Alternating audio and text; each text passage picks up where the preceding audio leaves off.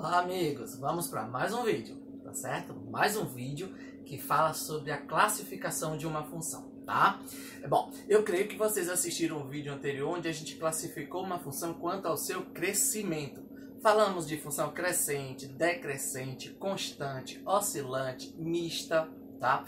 Agora a gente vai classificar uma função quanto à sua paridade, porque olha só, quanto à paridade, uma função pode ser par ou ímpar, tá bom? Mas não confunda com a ideia de número par e número ímpar, tá certo? Então, o que é que uma função precisa ter como característica para que ela seja considerada uma função par, tá bom? Vamos para lá.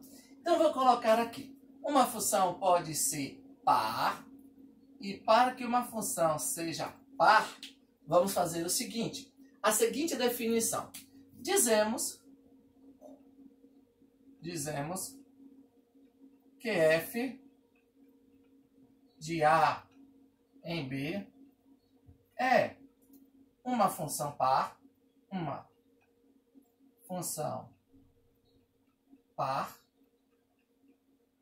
se elementos simétricos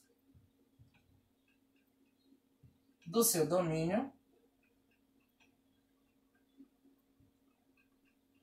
possuem imagens iguais. Olha só, elementos simétricos possuem imagens iguais. Ou seja, se f de x for igual a f de menos x.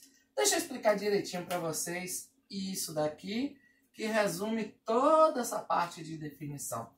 Minha gente, se eu tenho uma função f de A em B, A é o domínio e B é o contradomínio, lembra?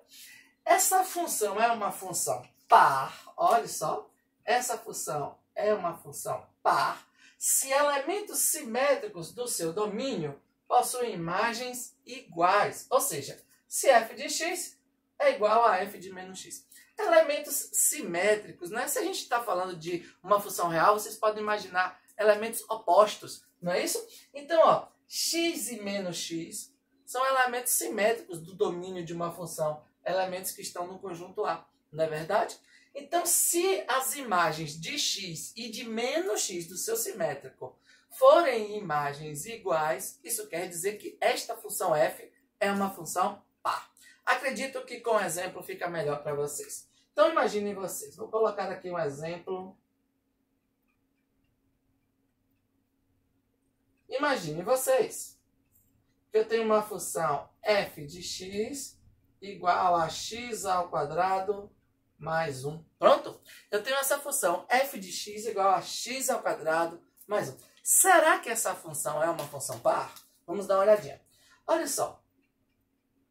Se eu quiser calcular f de 1, lembra todo mundo lá da aula valor numérico de uma função? Basta colocar 1 no lugar de x. Então, eu vou ter 1 ao quadrado, que é 1. 1 mais 1, 2. Então, f de 1 é 2. Se eu quiser calcular f de menos 1, olha só, menos 1 é o simétrico de 1, é o oposto de 1. Então, f de menos 1 eu vou colocar menos 1 ao quadrado, que dá 1 também, né? Menos 1 ao quadrado é 1. 1 mais 1, 2. Veja só, eu coloquei elemento simétrico e eu achei a mesma imagem, tá? Isso é um indício de que essa função seja uma função par. Mas não basta um exemplo, nós temos que imaginar que isso vai acontecer com todos os elementos, toda a extensão do domínio da função. Por exemplo, quem seria nessa função? F de 2. F de 2 é 2 ao quadrado, 4. 4 mais 1, 5. Então, f de 2 é 5. E f de menos 2 vai ser menos 2 ao quadrado é 4. 4 mais 1, 5. Tá bom? Será que é fácil vocês imaginarem que não é suficiente valer para 1 menos 1, 2 e menos 2? Precisa valer para todos. Mas é fácil vocês imaginarem que se eu tenho um x aqui, eu vou sempre substituir por um valor dado. tanto faz eu colocar um valor positivo ou um valor negativo, esse x está elevado ao quadrado. Então o resultado vai ser sempre o mesmo, porque todo número elevado ao quadrado fica maior ou igual a zero, né? Então tanto faz colocar 2 ou menos 2 que vai dar 4. Tanto faz colocar 3 ou menos 3 que vai dar 9. E quando eu somar com 1 vai dar sempre 10. Então como isso vai acontecer para quaisquer par de x positivo ou negativo, né, de números opostos, simétricos, essa função, então, é uma função par, porque sempre que eu colocar x ou menos x, as imagens serão iguais. Como que isso vai funcionar no gráfico? Deixa eu mostrar uma coisa para vocês. Olha só. Se eu tiver uma função e eu quero representar essa função no gráfico, no plano cartesiano, olha só. Vamos supor que eu tenha aqui um valor A e é óbvio que aqui, então, eu vou ter um valor menos A, tá certo? Gente, se esse número daqui é o valor f de A, isso quer dizer que o gráfico dessa função vai passar por esse pontinho aqui, ó. Não é? Bom, agora, imagine vocês que se eu for colocar menos A na função, eu vou encontrar o valor f de menos A. E por uma coincidência, vamos supor que seja também esse valor. Que a gente chegue à conclusão de que f de A também é igual a f de menos A. Tá certo? Então o gráfico vai passar por esse pontinho daqui. Olha só, gente. Presta bastante atenção. Se esse ponto daqui é ponto que pertence ao gráfico da função f, e esse ponto daqui é ponto que pertence ao gráfico da função f, a gente pode imaginar que esses dois pontos são simétricos em relação ao eixo y. Não é verdade? Porque eu troco o sinal de x, mas o y fica igual. Essa distância aqui é igual a essa distância aqui, já que A e menos A são simétricos. Aí vem a ideia de simetria, né? Então, olha só. Então, se f de A é igual a f de menos A, eu chego à conclusão de que se o gráfico passa por aqui e o gráfico passa por aqui, isso quer dizer que esse gráfico dessa função, tudo que acontece do lado direito do eixo y também vai acontecer do lado esquerdo do eixo y. Por exemplo, se eu tivesse aqui um valor b, eu teria aqui um valor menos b. E vamos supor que a imagem de menos b seja esse ponto daqui, esse valor, e a imagem de b seja esse valor daqui. Se esse valor daqui é a imagem tanto para b quanto para menos b, a gente chega à conclusão de que o gráfico passa por esse ponto e ele passa também por esse ponto. Ou seja, tudo que acontece do lado direito do gráfico vai acontecer do lado esquerdo do gráfico com relação ao eixo y. Uma conclusão importante que a gente vai colocar isso como observação e que vocês vão anotar no caderno de vocês, tá bom?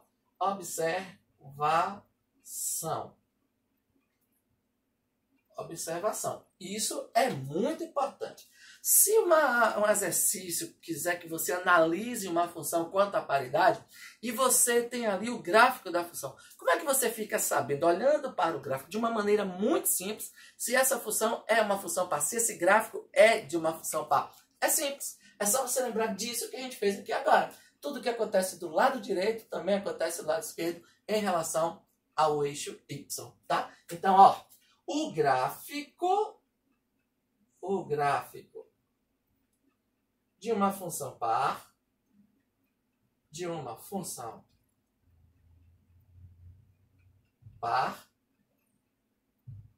tem simetria. O gráfico de uma função par tem simetria em relação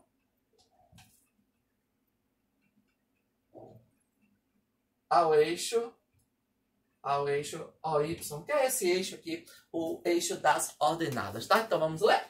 O gráfico de uma função par tem simetria em relação ao eixo OY. O gráfico é simétrico em relação ao eixo OY. Tudo que acontece do lado direito acontece do lado esquerdo. Não é o objetivo da aula, mas eu vou colocar para vocês o gráfico dessa função que a gente analisou ali agora, tá? Pronto, nós já assistimos uma aula como construir gráficos. mas é só para mostrar para vocês. O gráfico dessa função é uma parábola mais ou menos assim, que passa aqui no 1, no eixo y. Vocês observarem, não está bem construída porque eu fiz rápido, a mão livre, tá? Entenda aí, uso o bom senso, tá? Essa parte da parábola, se eu dobrasse esse quadro, ela se encaixaria perfeitamente aqui. A gente tem que considerar que essa distância daqui é sempre igual a essa distância daqui. Por quê? Porque para cada elemento x daqui, existe um elemento menos x que possui a sua mesma imagem. Tá bom, minha gente? Essa é a ideia de função par. Tá bom? Quando é que uma função é par? Quando elementos opostos, quando elementos simétricos do seu domínio possuem imagens iguais. Quando é que eu vejo isso no gráfico? Quando o gráfico é simétrico em relação ao eixo y. Tá bom? Pronto. Para concluir a paridade, a gente precisa falar de uma outra função chamada função ímpar. Vamos lá, tá bom? Eu vou apagar aqui para vocês entenderem uma função ímpar. Vamos fazer um armengue. Não vou apagar tudo, não. A gente só vai organizar a coisa aqui. Agora, a gente vai falar de função ímpar. Colocar o nome aqui. Ímpar. Tá bom? Dizemos que f de a é uma função. Vou apagar aqui para a gente corrigir. Uma função ímpar. Olha que gambiarra. É uma função ímpar. Ó. Se elementos simétricos do seu domínio possuem imagens. Ó, vou apagar. Vou apagar. Elementos simétricos do domínio possuem imagens também simétricas. Também simétricas, tá bom? Se os elementos simétricos possuem imagens iguais, essa função é par. Se as imagens são opostas, são simétricas, ela é uma função ímpar. Imagens também simétricas, ou seja, ó, ao invés de termos f de x igual a f de menos x, teremos f de x igual a menos f de menos x. Vou colocar aqui de uma outra cor para ficar melhor para vocês entenderem, tá? Vou colocar assim.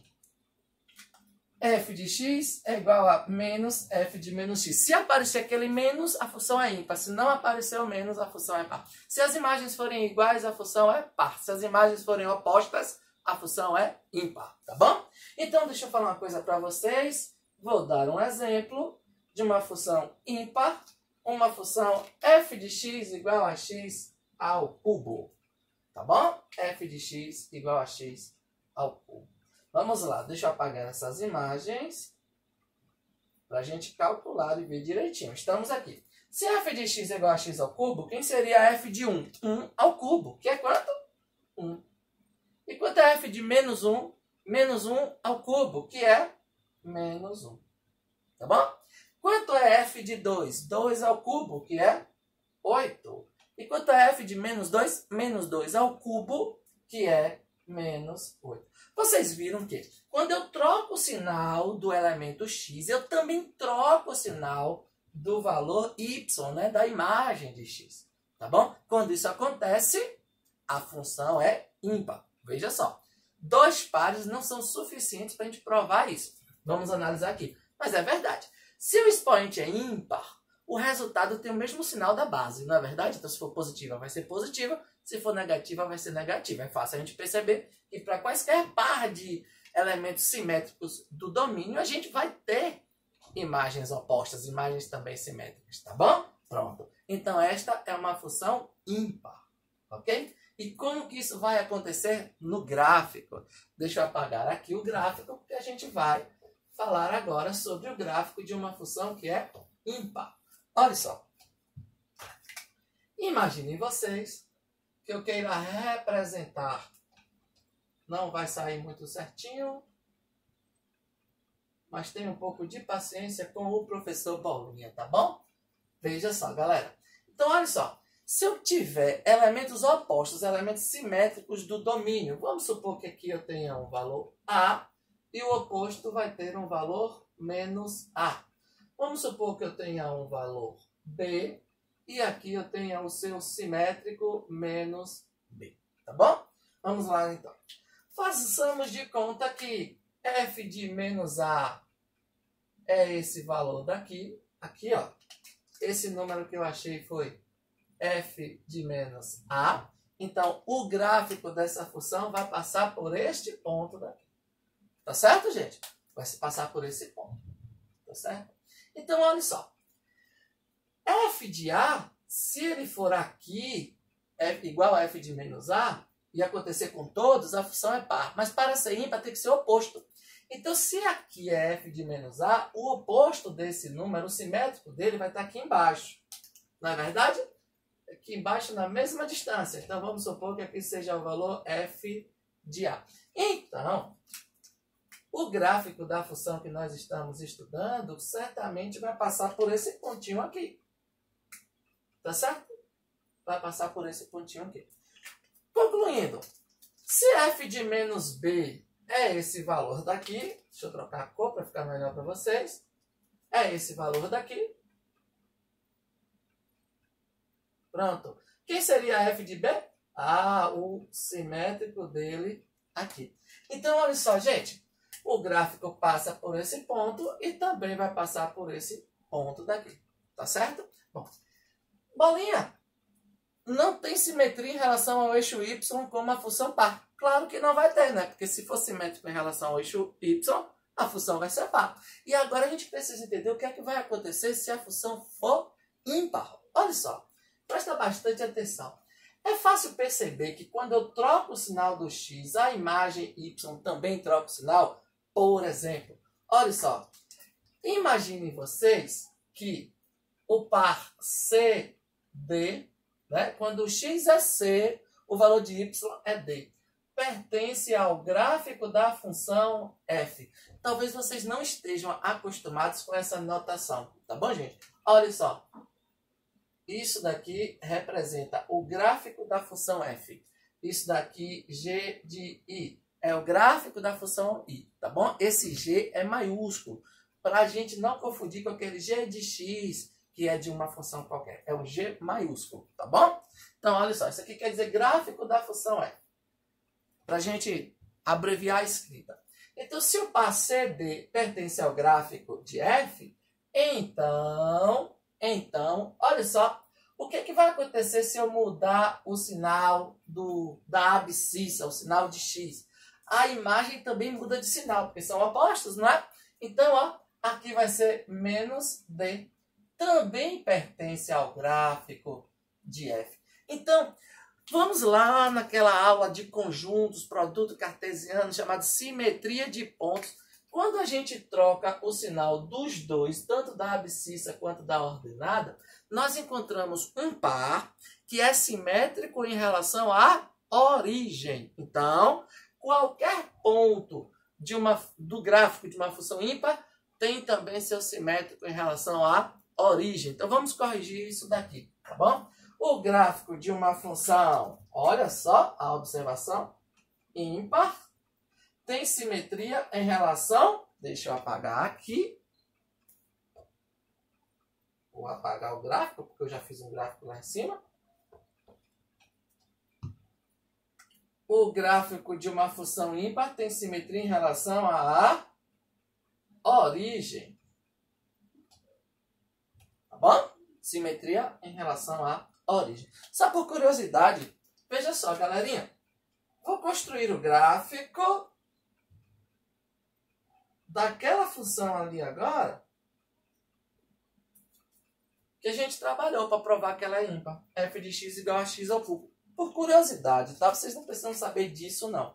Mas o gráfico daquela função é uma curva mais ou menos assim, tá bom? O que é que vai acontecer? Se você imaginar um ponto qualquer desta função, o simétrico dele em relação à origem também estará no gráfico, tá bom? Considerando que essa distância da origem até esse ponto precisa ser igual à distância da origem até esse ponto.